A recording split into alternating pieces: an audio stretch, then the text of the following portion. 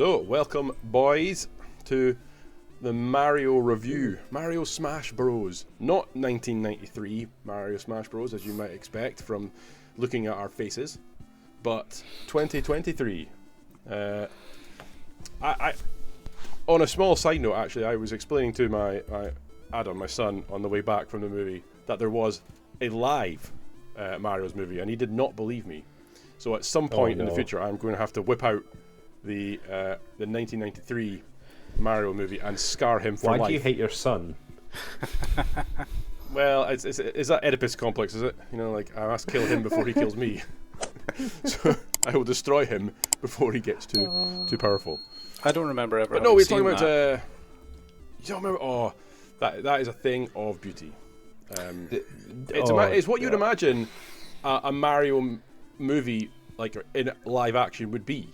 If you were to describe it as a Mario live action movie is perfect, like, and the sort of batshit nonsense that you would come from that is exactly right. But we're here to talk about 2023. We are living in the future, or the present, as it may be, and we have just come back from the theater to see Mario I keep calling it Mario Smash Brothers in my head, but it's not Mario Smash Brothers. It's the Super Mario Bros. Again, that's always confused me about Super Mario Brothers. It's Super Mario Bros. And it makes me think of the 80s, which this movie does in tow. So, jump right in. Bob, why don't you tell us, what do you think of it? Well, I fell asleep a couple of times. So was that because of the movie or just? I don't think so. Condition? I think I would need to see it again to see. It didn't kind of grasp my attention. Captured you. No. So, but the thing is, were you a Sega kid? Were you a Sega kid growing up? Yeah, I was. So I've never, well, maybe very briefly played a Mario game. I loved Mario Kart, but that's kind of different. I kind of see that as a separate entity. So it was more Sonic, that kind of background. So for someone who doesn't have necessarily the same nostalgic pool as, say, I wasn't a Mario kid when I grew up, but I got into it in my sort of late teens, maybe. So you're still talking a few decades of Mario content, and playing it now with through Adam. I definitely have quite a hard nostalgic pull towards it, and I think as soon as that 8-bit song music came on, right at the start, I thought to myself, I'm going to enjoy this, even if it's bad, just like for like remembering member berries and remembering things. But Scott, what did you think, Scott? I took it for what it was, and it was a kids movie to basically get them into the current generation into Mario Brothers, and there was enough, as you said, nostalgia there, because I was a Sega kid growing up as well, but my mate at the end of the road, he had a Super Nintendo, so I was exposed to Mario, and there was enough references that kept it interesting for me, and I went, oh yeah, I remember that now. And because I'm quite musically minded, I thought it was quite clever with a lot of the music from the game being. Sometimes it was very obvious, sometimes it was very subtle, like the score in it, and I really appreciated it. And as I said, it's a kids movie with plenty of nostalgia for the adults, and I think they did really well at it. Yeah, it felt like it felt like a children's movie for me, like as a child in an adult's body. It's a very weird sensation. Yeah. Is that kind of like the thing when you remember a computer game from when you were young, but then when you see it, you're like, we thought those graphics were good? Is it kind of like that, where it's taken like what you remember and kind of put it in this 3D world where you're like, that's how I remember it, but I know that's not how it was, sort of thing? Oh yeah, in my mind, that's how Mario has always looked. And okay. Yeah.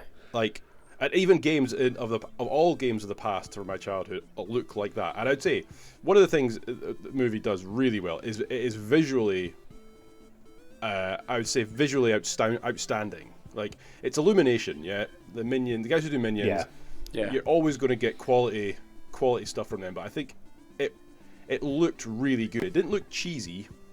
And it didn't look like that what's it called, the Happy Valley, where things look far too realistic. I mean, they're never going to look super realistic because they're toads and frogs and weird shit like that. But it looked like all the animation was like super clean and crisp, and like it looked really, really nice. But that's how it looked in my head. You know, if I think back to Super Mario Brothers or games like that from mid 90s, I think, yeah, that's how it looked. And then I'd turn it on and think, oh my god, why is Mario just 3 giant pixels? And like the toads look like just square blocks. But that was really good. You're bringing a good point there, Fraser, because not only did I really like the music, but yeah, the animation style, it wasn't too busy, it wasn't cheesy, it wasn't basic, it was just right. In my head, I thought it was easy to watch. So it meant that when you were picking up references and stuff like that, it was coming at you in an easy to follow format. I would say it felt like the animators cared, like they actually cared about the material. Yeah, which seems like an odd thing to pick up. I mean, I'm sure everyone cares about the movies, but you've watched some animations, and we've all got kids. You watch stuff that's been animated, which looks like the boy put it together in 3 days. Because he was under a Friday deadline. Afternoon job. Yeah. Couldn't give a shit. It was just sort of slapped together last minute from stolen resources. Although I noted you definitely notice Illumination because they only have one dog model. Yes. If you watch any Illumination movie, it's that same dog, and he is. See, is that an Easter egg of Illumination? Is that an Easter egg? I don't know if that was an Easter egg or just someone being a lazy bastard. But I was just like. I couldn't even tell you the movie. I think it's maybe The Life of Pets or something. But I've seen that dog like so many times. Now I have a question that I was thinking of when I was coming back from when I was driving back home, and it's the big question that everybody's been talking about. And I want to ask you first because I want your reaction first, Fraser. What did you think of Chris Pratt's voice for Mario? Yeah, so here we come to the big thing, right? This is the one. This is what got the internet in a tiz. Controversial. Beforehand. I couldn't give a shit, if I'm honest. I didn't care. I didn't care that it was Chris Pratt. Yeah. So it could have been anyone, is what I mean. Like, the fact that it was Chris Pratt meant nothing to me. For 2 reasons. One, like... he was masking his voice so much, unlike the other voice actors, who you could tell, like that was Bowser was Jack Black, right? You could tell straight away from Jack Black. Seth Rogen played Donkey Kong. You could hear him all the way through it. Charlie Day did a great Luigi, but when it came to Chris Pratt, he had an impossible task because if he just came on as Chris Pratt, he was going to get ended. But he tried to do a Chris Martinet. Or Charles Martinet, sorry, impression of Mario, which they do at the start. Which I thought was was clever. He does a really cheesy, hammy, impersonation of the original Mario at the start. But to be honest, within 5 minutes, I'd forgotten. Exactly. I didn't. So if you've forgotten by that point, then sorry for interrupting. Does that mean that's good or bad then? Does that mean you're treating him as a voice actor and you're just taking away all his other roles and everything? Or is that a bad thing where, well, they could have had anybody to do it? Well, I think it's a bit of both. Like, genuinely, they could have had anyone to do it. I'd say the other characters, every time they spoke, I pictured them. Like, I pictured them doing their thing. But every time Mario was speaking, because he was masking his voice so much to kind of be like Mario, you really could have had anyone. And I know, like, Chris Pratt's name is going to sell tickets for this, right? And I'm not taking it because whoever was going to do it was going to get whoever was going to do Mario was going to get flack for it.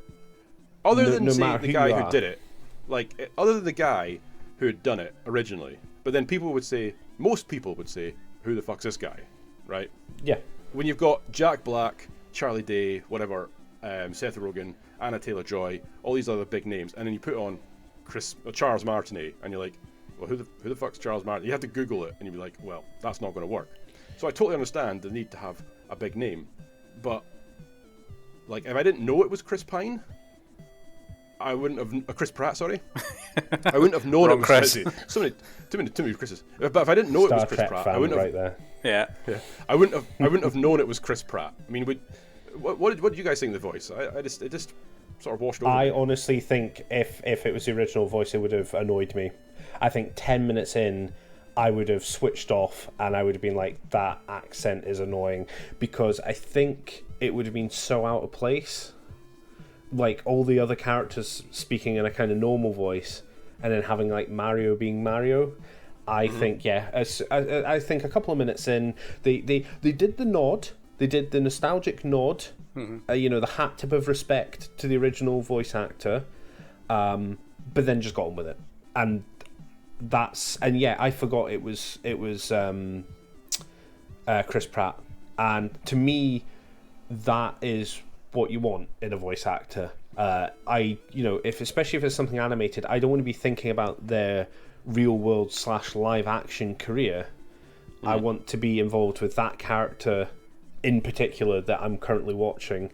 So I think it was a good choice. As it said earlier, whoever was going to do that was going to get flack. You could have had, Morgan Freeman doing it, and he would have got flack. No matter how epic their career had been, they would have got flack for it. But I would have loved to have seen a Morgan Freeman.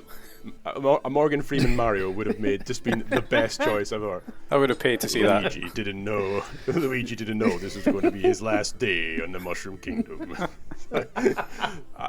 That would have been fantastic. Mario, can you stop narrating? We're trying to get on with this. This would be interesting, obviously, because this is only a conversation for people of our age, right? Or our people who kind of grew up with it. Mm-hmm. Like, people who are coming to this as just a movie don't give a shit who the person playing Mario is. And they don't even you're know. Right, they wouldn't even know. And like, I think you gotta remember, Mario, when you're playing Mario, he says like "woohoo" and like, "It's me, Mario," whatever, once every 10 minutes. Mm-hmm. Not for a full 2-hour feature-length film, which could get irritating. But say, I mean, Bob, you say you've got no real connection to this. What do you think of Chris Pratt? Well, see, this is the thing. So, as soon as you associate a name with it, I start going to, well, what else have they done? And I'm thinking about, he's Star-Lord, and picturing him in roles like that. And I'm like, I quite like him in a role like that. And, bringing a little bit of, kind of lightheartedness and things to this, that's fine. I don't have a strong opinion one way or the other, to be honest, on it. He did a decent job. He sounded good. He didn't, they didn't overplay the voice. My concern was it wasn't, Star-Lord as much as you pointed out. It was Andy from Parks and Rec. And I was worried that I was going to have, basically his top jokes going through my head and thinking of that. But that's what was so good. Honestly, as I said earlier, 5 minutes in, I was just, completely forgot who it was. And yeah. But then, from other things, from what you guys were saying, it was obviously Jack Black. Well, I recognised the voice, but I didn't put a name to it immediately. Seth Rogen, I got as soon as he laughed, obviously. I mean, everybody knows who that is. But, I don't know. I don't know if it's... okay, apart from the falling asleep thing. I just I tend to take movies as they are, individually, so I don't... I'll watch good movies and I'll watch bad movies, and I can kind of just enjoy them as a bit of entertainment for a couple of hours. They don't have to be amazing. See, I'm a bit of both. I'm gonna sound like such a hipster snob here. I really like films. So this one I went along to, seeing Super Mario Brothers, I understood it was a kid's film. I understood that, it's going to have basic concepts in it. I'm not expecting some kind of massive plot twist. You kind of know what you're getting. Yeah. And I think the film did incredibly well. But on the other side, I really like, if I went to see a Denis Villeneuve film, for instance, my caliber of what I want is so much higher. It's so much more up there. It's like when I saw the last Blade Runner film when it came out, I was absolutely blown away by that, and I could go on for ages about weird cinema things I really liked in it. So from that point of view, I think Super Mario Brothers did exactly what it was supposed to set out to do. You weren't going there expecting an Oscar winner, were you? I really like films. Yeah, as do I. But you're not going there expecting an Oscar winner. You're going there expecting light-hearted entertainment, and I think it delivered on that. Oh, sorry, I thought you were more saying that when it came to films that you were just a bit like, yeah, if it's a good film, it's a good film. If it's a bad film, it's a bad film. No, because there are some that I absolutely love and will watch again and again and again, much to the annoyance of my wife. But okay, so at the opposite end of the spectrum, there's the films that I say have the cringe factor, where you're just like, oh my god, if you just said this or said that or done something differently, all of this could have been avoided, and I will actually switch it off, walk out, whatever. I just can't stand stuff like that. But anything else, kids films, action films, whatever, even absolutely ridiculous, Fast and Furious movies, it's a bit of fun for a couple of hours. It's not meant to be taken seriously, or maybe it is, I don't know, but I don't take it seriously. Well, I think that's sometimes the problem with modern film experiences. I think everybody expects to be blown away by everything they see, and they can't differentiate. I believe that people can't differentiate between, say, a kids' film like Super Mario Brothers that's good fun for a couple of hours, as you said, not Oscar-winning worthy title, but not everything needs to be.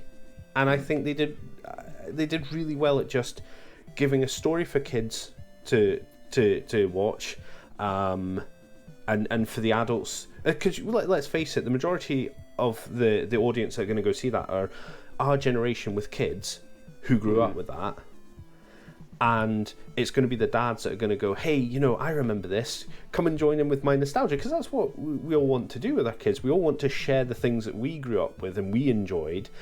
And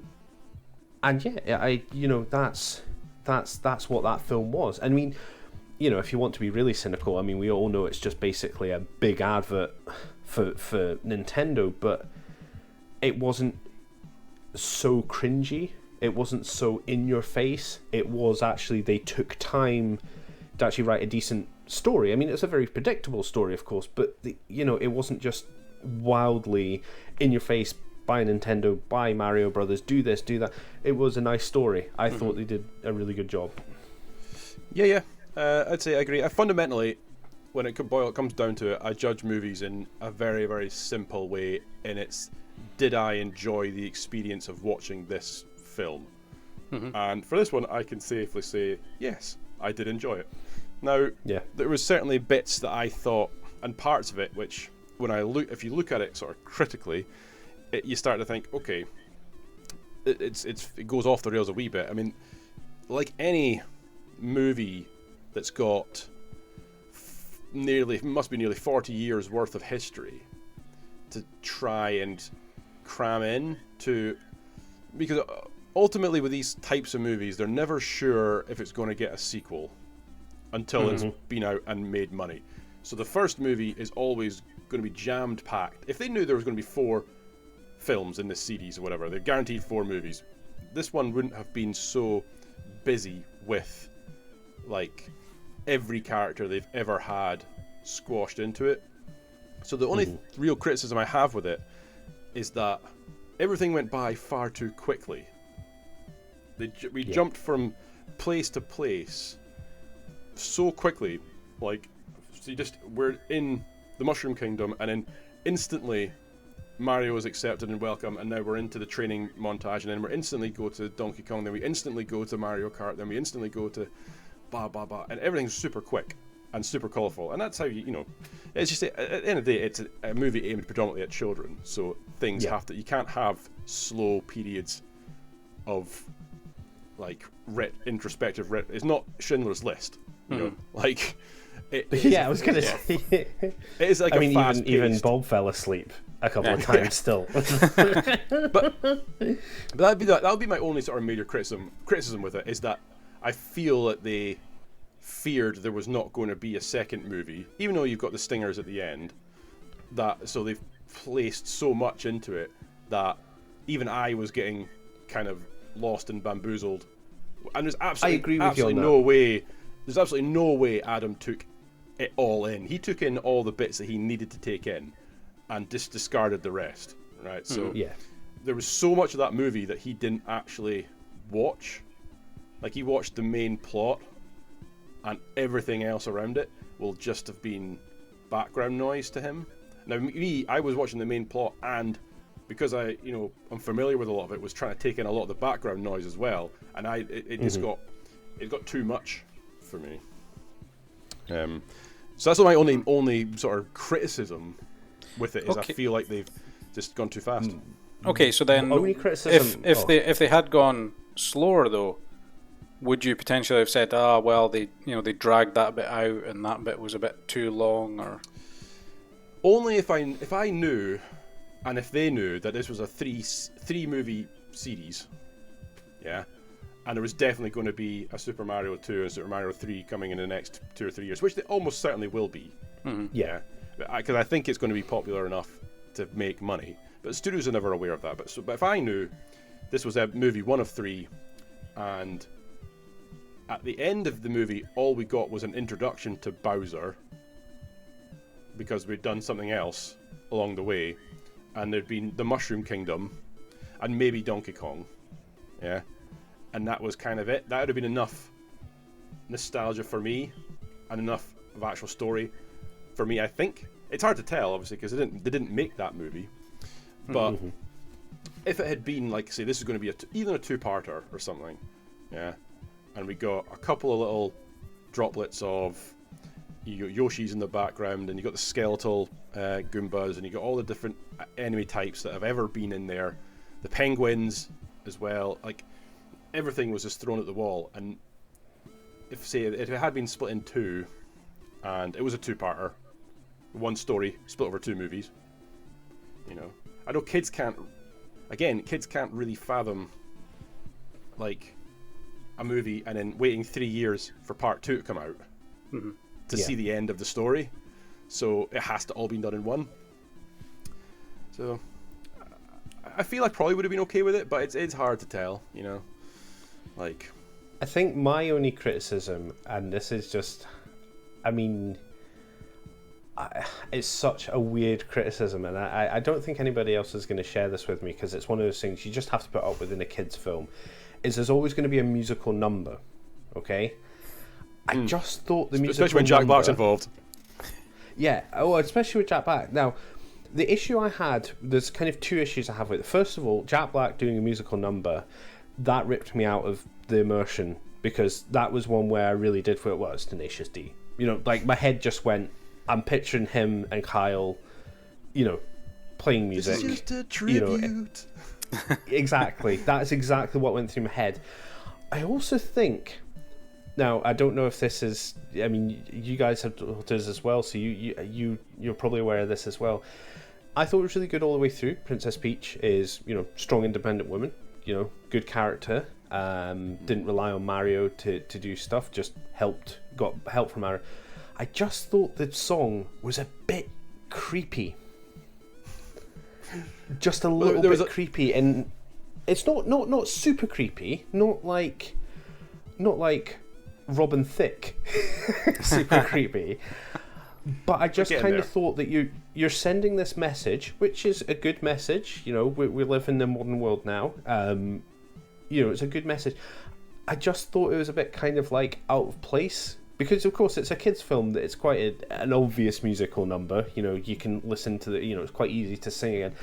I just thought the vibe was a bit off with it. That could just be me. Maybe I'm a sensitive snowflake. I know what you're saying. I'm going to say something a little bit controversial here, probably. And you guys know me, I'm not one for controversy. But of course not. Of course not.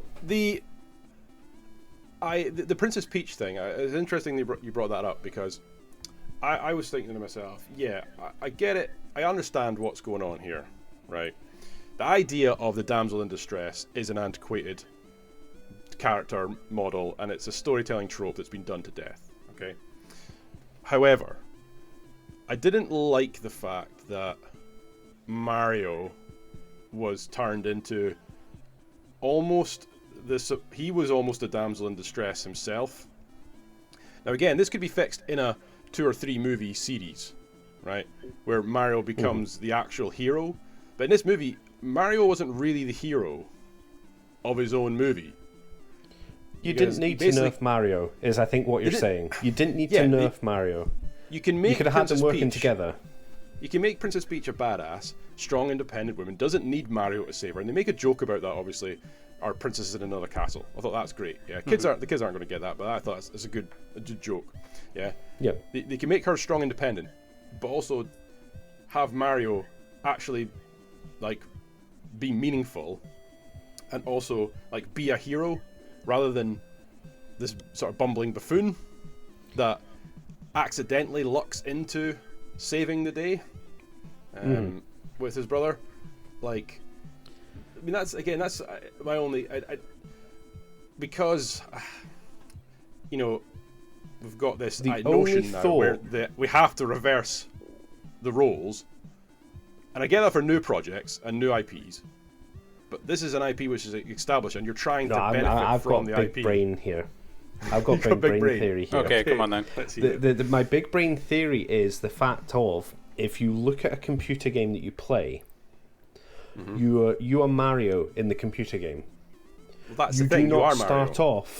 You do not start off very good at the game. Yeah, I understand. So the only way I can think he's evolving, like that was a tutorial at the start, you know, when he was like trying to learn how power-ups work and how he could like slide under things and all that kind of stuff. So the only way I think what they were trying to do is that you were the player, you were Mario, you were getting used to the game. That's what makes it even worse. I think that makes it worse because you're right. It is that I play as Mario, so I'm much more obviously connected to Mario, and my Mario, like when I'm playing it, I don't want to play the game as the side character or idiot. I want to play as the hero because that's my sort of what do you call it, fantasy escapism, role playing, whatever, escapism, right? I want to be the hero. So when I'm watching essentially me on the screen, because that is who I've also been told that this movie is Mario, so I'm going into the movie as Mario, and then you're kind of coming in as like, well, he's the second-rate character. They even say like, when he's doing the training mission, he sucks ass at it. I thought that's okay. He should suck at it because, like, he's not done any of the stuff right, and it's funny to watch him and watch all the things that you do as a player: miss the jump, stand and fall. Yeah. And I think that's hilarious. We've all done that. But then you didn't need the bit, I think, where you make Mario feel even more insignificant when she's like, "Well, I got it first time." Yeah. You're like, okay, now. What was that? Do you think that was put in as a kind of throwaway joke, with them not thinking, well, that kind of destroys the process he's just gone through? Yeah, I think it was written as like just a quick throwaway line, like that'll be funny, but it just makes Mario feel like less of a character, like he's less significant. If Mario wasn't there, really weird.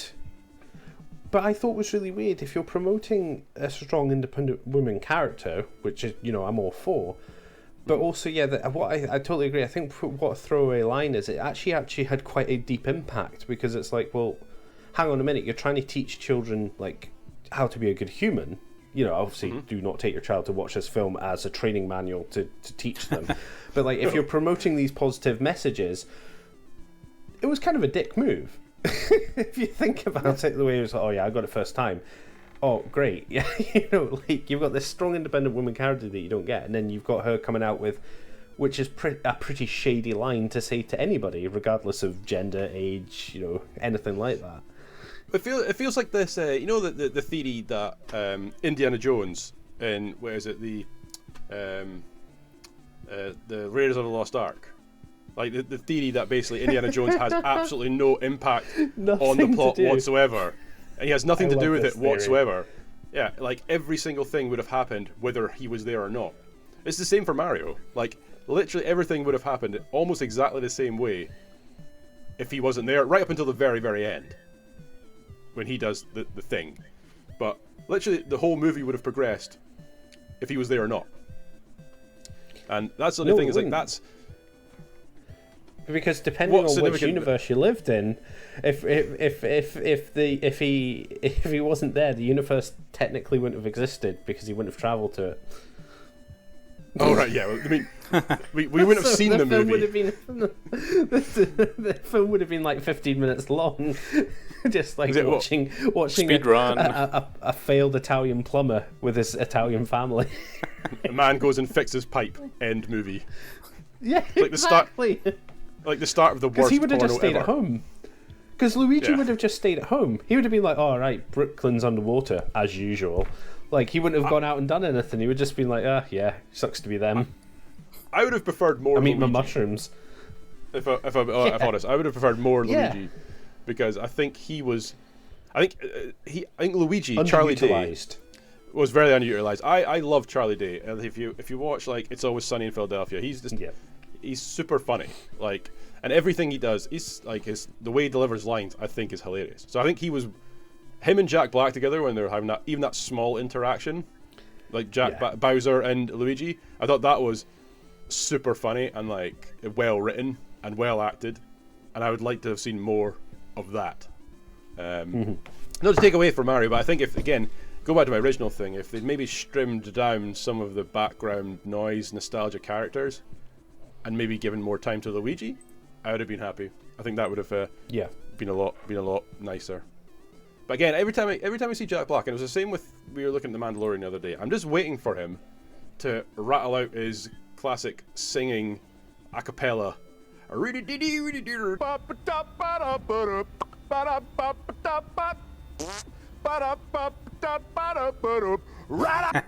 Halfway through the movie, he whips out a piano. I thought, there it is. There it is. He's gone and done it. And it does take me out of like anything he's in. It takes me away from the experience of watching whatever he's trying to do, because he's too busy Except being maybe Jack School Black. of Rock. Other than School of Rock, where it's just Jack That's Black. the point, yeah. Yeah, it's the Jack point. Black He is very hard. You may as well just have called the character Jack Black in School of Rock, because that's basically what he is. But then everything else he does, I'm just waiting for him to go full Jack Black.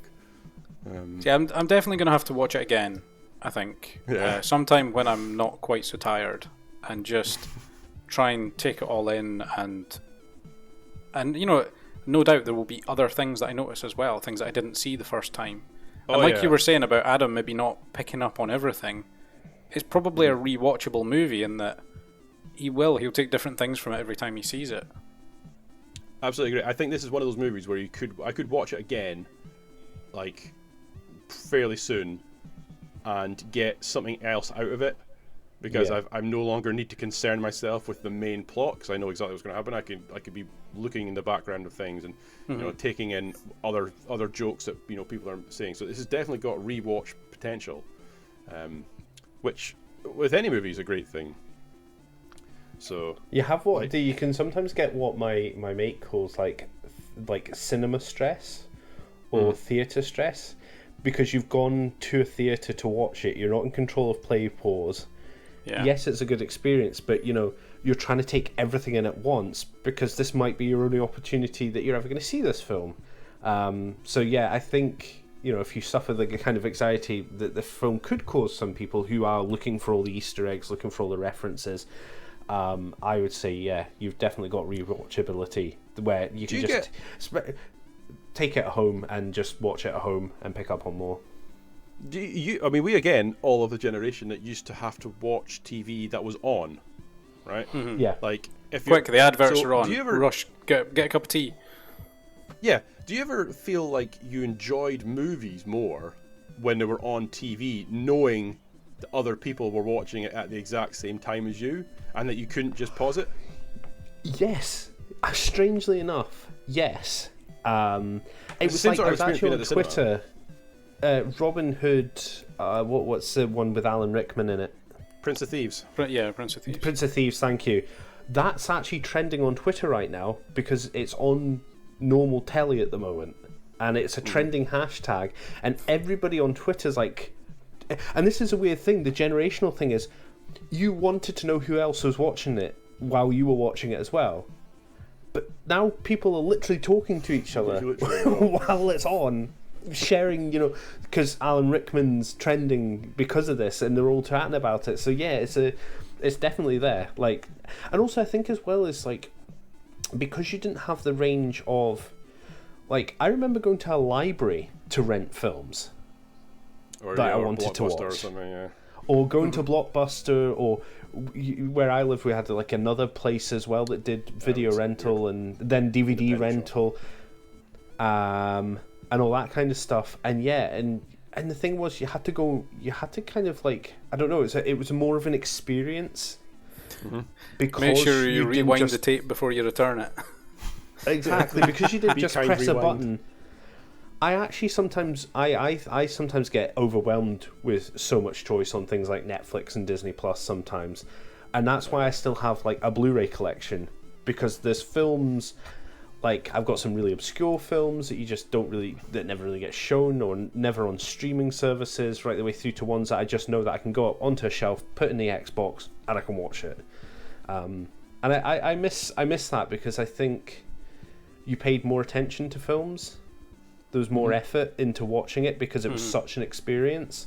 And I think the younger generation are going to miss out on that. And I think people are too harsh on films because they're so easily accessible now. They're so easily available. And movies when I was Adam's age, movies were a thing, right? It was like, it was an experience of some description. You either went to a movie, or you rented something like a video, or it was on telly and everyone was watching at the same time, and your choices were far more limited because of that. Nowadays, obviously, like I can go on to Netflix, or Amazon Prime, Disney Plus, whatever, and I've got 10 billion movies to choose from at any given time, and I can play 10 minutes of it, not like it, stop it, move on to the next one, whatever. I mean, my nostalgia right now is, I'm going to say something, and you're going to remember it, but don't you remember hating watching movies on ITV or STV? For the adverts. Yes. For the adverts. Yes, that is a thing that no other generation will now ever know about, because, well, I mean, it still happens on TV, obviously, but that's a thing that you both I saw your faces, you both instantly knew exactly what I meant when I said that. But on the flip side, that gave you a chance if you needed to go grab some biscuits or nip to the toilet or whatever. You had that chance. BBC, you're out of luck. Yeah. Before the days of pausing live TV. Oh my God, do you remember that? I actually joked with my dad. I was going to say quickly, I actually joked with my dad about this a couple of weeks ago, and I said, when I was like a baby, like, how the hell did you watch TV? It's so easy that I can just pause something and go deal with something and come back to it even like an hour later and know it's just there ready to watch again. And you're like, yeah, like you watched what you could watch on the 4 channels you had. Come back, right? Catch me up. What did I miss? Or he did say, like, you would actually have the TV listings, and sometimes it would be like, well, I can't watch it at say 8 p.m. on a Friday night, but what I can do is I can watch it on the Sunday morning when it's rerun, or it's like rerun on a Wednesday night the next week and all that kind of stuff. So that's really a blast from the past. Oh man. So thinking on moving on to say like the music for the movie, the soundtrack. I was very confused as to who it was being pitched at. I thought it was amazing because it was full of like it was pitched. Yeah, so it was pitched at people like us. It was 80s nostalgia music. Like everything around it was sort of 80s. It would Take On Me. It was Aha, Mr. Blue Sky, and then you get Jack Black's obviously Peaches movie. I know the classic 8-bit soundtrack going through the whole thing, but I did think the 80s music was a little bit of a weird choice. But if you're trying to pull in a younger audience who's not really going to know anything about them. Two things. First of all, did you notice things like when they were in the basement, like the do do do do do do? Yeah. They were doing so you picked up on you picked up on all those things, but no, there's a thing that to keep the film in mind. What will happen is those songs that were played during the film, you know fine well, the vast majority of dads are going to go, oh yeah, you're going to have to listen to Take On Me. You're going to have to listen to Mr. Blue Sky. And, because we live in this age now, they can just quickly go on Spotify on their smartphone, and on the way home in the car, they'll be listening to the whole discography on the way home. And it's a thing, and this is where I go on the slightly cynic route that this film is more of a kind of an advert as well, is it will be to keep in mind that they've been watching that film. And that's I've heard of other films doing this, and it's a way of tricking you to keep thinking about the film for a little bit longer than you normally would. That's why those songs are in there. Could it be slightly different, actually? Because I seem to remember back, I don't know, like 20 years ago or whatever, films generally had like a score. And some movies would have actual songs, like recognisable songs that you would know the band so you could go and listen to. But a lot wouldn't, and it would just be a musical score. And then, so there was the occasional one, and then Guardians of the Galaxy came out with arguably an amazing soundtrack. And now it seems like everybody's kind of trying to go, oh, hey, let's do something similar. But I mean, I might be totally wrong about this. There might have been plenty others before that were doing exactly the same. I don't know. But look at Top I think you're Gun. right. Look at Top Gun as an example. Yeah. Yeah. Okay. Fair point. Yeah. But those were songs that was of the time. Mm-hmm. Yes. Those were songs. But it was an of the example time. of putting them in. Yeah, I think you're kind of right, Bob, as well. I remember you'd have, and I think it's down to money, if I'm honest. Like a lot of movies would have a signature track. Titanic, Pirates of the Caribbean. Pirates of the Caribbean. There's like Pirates of the Caribbean's got the theme tune, and then you'd have maybe one song, like an actual song that was attached to it. Sorry. The reason I'm laughing is I just remembered Lonely Island. know the music video. Yeah. Captain Jack Sparrow. Yeah. I'm wondering if what you're saying, Scott, is true, and that is like this is like the equivalent of, when you're out shopping and there's that little bench at the side of this for the dads and the husbands to sit at with the paper and wait for their wives to be finished. Is this the same thing for this movie? When their kids have like dragged their father to the movie and they don't want to really watch it, but then they hear "Take On Me" and they're like, "Oh, hang on a minute, this will entertain me for 5 minutes," and then they just go off in their head and just be like distracted until the movie finishes. But also the score for them was quite easy because they had all the nostalgia hits that you recognise the tunes and the sound effects. If you want to go even as far as the sound effects, the sound department I think did a really good job because they did make something that was slightly interesting, especially as I said, like a non copy and pasting when they're in the basement and all that kind of thing. They did that subtle nod to the do, and there was other, like for instance the Donkey Kong rap that was on, from Donkey Kong game.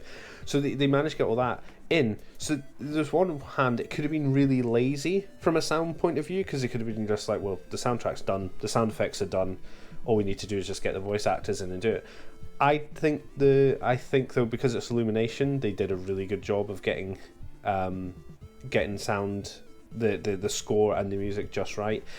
Yeah, as I said, to repeat again, I think the song choices for the actual soundtrack, not the score, I think that's a clever way to get dads that are going to rush out from the cinema with their kids and go, oh yeah, let's listen to Aha, let's listen to all their tracks, on the way home.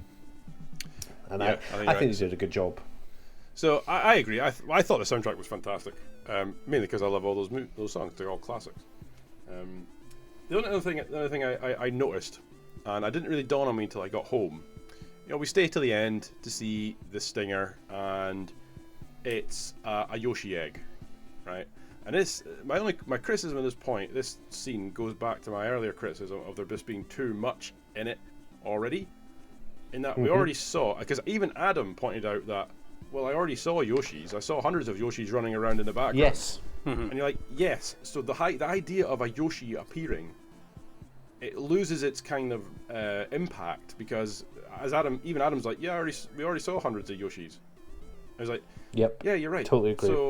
So that bit at the end is kind of like, all right, yeah. It's like, because your theory was it was Wario, and I got to the actual point where I was like, oh yeah, probably is Wario. You know, I didn't even give it a second thought. I was like, because when we were waiting at the end, as you pointed out already, and even Adam pointed out, and even I remembered, yeah, we've seen Yoshi. You know, we've seen them all running about. Like, I thought there's the nod to Yoshi.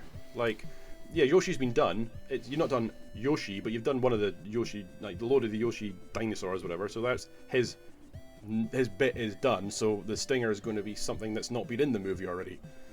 So that actually took Adam pointing that out to me to like really sort of figure that one out. But I'm hopeful. I mean, almost certainly, I think the movie's going to be successful enough to warrant a sequel.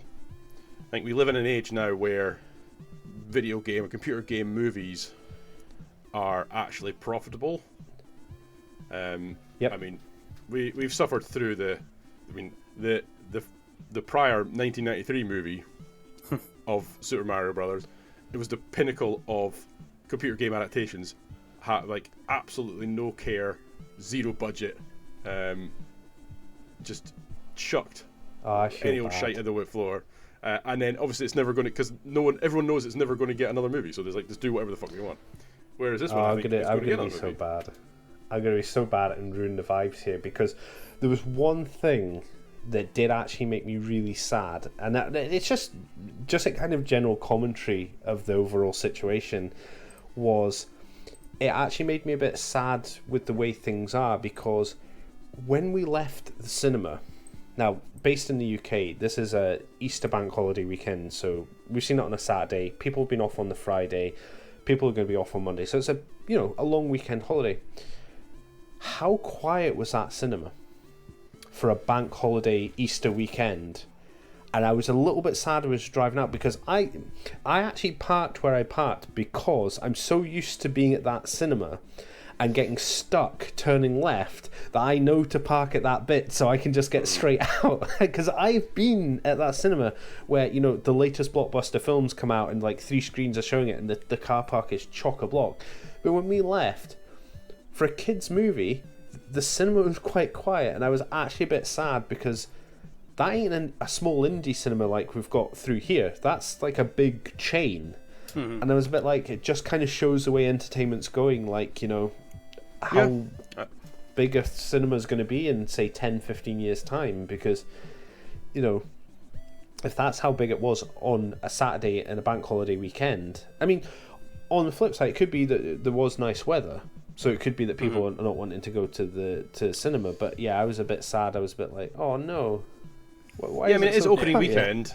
Like, it is opening weekend, essentially, for the movie. It's Saturday, and we were there, it's about 6 o'clock, so kind of prime-ish time on a Saturday for a movie. You could argue the movie that, like, the next showing, 8 o'clock or whatever, will probably be busier, but yeah, it was... I've not been to a movie theatre, like a cinema, in 5 years where it's been more than half occupancy, like at max half occupancy. And I've seen, like, I went to see Top Gun 2. That was probably the biggest one, Top Gun 2, like a week after it came out. So yeah, I mean, I think as we were saying earlier, the idea of the traditional cinema, and people are like, well, I'll wait 3 months and it'll be on Disney Plus, Prime, whatever, and I'll just watch it from home. Because as we're all aware, taking kids out to a movie theatre that are under, 8 or whatever, can be a challenge. Yeah, it's a hit and miss affair. It could be a total hit and miss. I mean, like, they could love it or hate it or whatever, and then you're stuck. Whereas at home, you just, I need to go to the toilet, pause, right? Yeah. Movie, come back, whatever. So, I think kids movies certainly, adult movies, not adult movies like not adult movies, but more adult movies I think will always have a place in the cinema because of it's the experience again that you go for more than anything, or not more, but as much as the movie. Mm-hmm. So, well, I mean, as we discussed, I was going to say, as we discussed before, like, I've been to the local cinema that's rerun old films, and they do marathons of like series of films and stuff like that. So yeah, there's definitely a demand for it. Maybe you're right. It's just kind of the way things are at the moment. But yeah, I generally expected it to be jam packed because I thought, what Dad's going to do this weekend? Oh, we've got the kids, for a long weekend. We'll take them to see Super Mario Brothers because I'll teach them. I remember this from my day. Come along, we'll go to the cinema. I think a lot of that is I think that is again is the name recognition of Mario isn't as well. I mean, even I suppose it is. Even kids in like my son's like primary school talk about Mario because they still have the Switch and whatnot. But it's one of these things where again, movies about computer games and video games have always had a stigma against them, so they're always working extra hard to get even the audience that like a normal movie would get. So if this was a Minions movie or a new IP that wasn't related to like a computer game, I think more people would probably have gone, like, because the trailer was inviting and everything. But let's just give a final sort of roundup and basically would you recommend this to anyone sort of vibe, and what was your final thoughts on it, Bob? Definitely going to be watching it again. Sorry, technical problem. Definitely going to be watching it again. Looked absolutely beautiful. But yeah, I obviously missed too much of the crucial sections, whatever. So I'd say it's worth watching though. It's worth going to see, for the nostalgia factor and everything like you mentioned, right down to music choices and things. Yeah, it's worth it. Yeah. Scott? Yeah, I think if you take it at face value, it's a fun kids film that if you can take along your kids to go see. You're going to have a couple of hours of entertainment, and if you have played any of the games, you're going to have some fun nostalgia trips yourself as parents. As we mentioned earlier, it's not an Oscar winner, but it was never going to be an Oscar winner. But if you go in with that mindset, I think you'll thoroughly enjoy it. Yeah, I would agree with that. I think it's not fun for all the family, but it's a fun for enough of the family. And when I say that, I don't think my parents would get any enjoyment out of that taking the grandkids to see this movie. No. Yeah, same. Because they're not going to be interested in the plot, and they were of a generation kind of before Mario and whatnot, so they don't have any real childhood connection to it either. So they're not going to get enjoyment from a nostalgia point of view, and it probably is Mario, too busy that's for a them. blue hedgehog, right? Yeah, exactly. That's so. It's fun for two generations, parents and children anew, and I think that's plenty. I would say it's visually stunning. The sound design, the soundtrack are all amazing. The story is by the numbers, right? But again, I'm not going in thinking it's Citizen Kane or anything like that. It's exactly. Absolutely worth the price of admission, and I will definitely watch it again when it comes on whatever streaming platform it will eventually come onto. So I would recommend going to see it, even if you're not that connected to Mario and don't have kids. Like if you've played any sort of video game in that region, that sort of decade of the 90s and whatnot, you'll get enjoyment out of it. Like, so yeah, I would recommend it. I think we all would recommend it. I think it's good enough to go watch. So yeah, go and watch it. Is there anything else anyone noticed or anything they want to bring up before we wrap this up? No. Well, from the Super Smash Bros, the brothers Bros, will bring this to a head and say we recommend it. So after you've watched this, go watch it, or do the vice versa. I don't really care. But thank you for your time, boys, and until next time, I'll bid you adieu. No worries. Cheers. Catch you later.